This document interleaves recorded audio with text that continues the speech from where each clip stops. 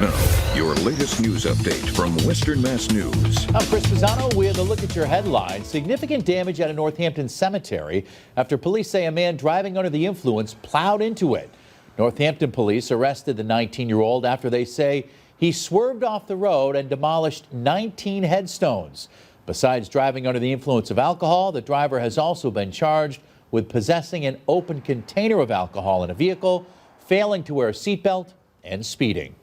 Crews battled a large brush fire in Brimfield Monday. Brimfield Fire Department responding to the 3-alarm fire in the area of 65 Five Bridge Road.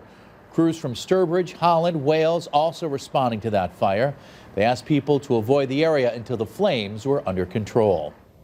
And Monday, the Springfield Police celebrated Superintendent Cheryl Clapprood's 44th anniversary with the department. Superintendent Clapprood began her career as a police cadet back in April of 1979. In October of 1981, she entered into the police academy and became a sworn officer. I'm meteorologist Jana Brown with a check of your forecast. Tuesday, expecting to see a bit more cloud cover, though high thin clouds will allow for some veiled sunshine.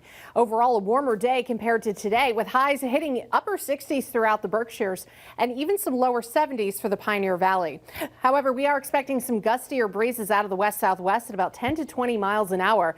That plus very dry air that's in place means we do have a fire weather watch across the region, and that could be upgraded to a red flag warning. Either way, an elevated fire danger across the region with the chance for brush fires to quickly develop and spread.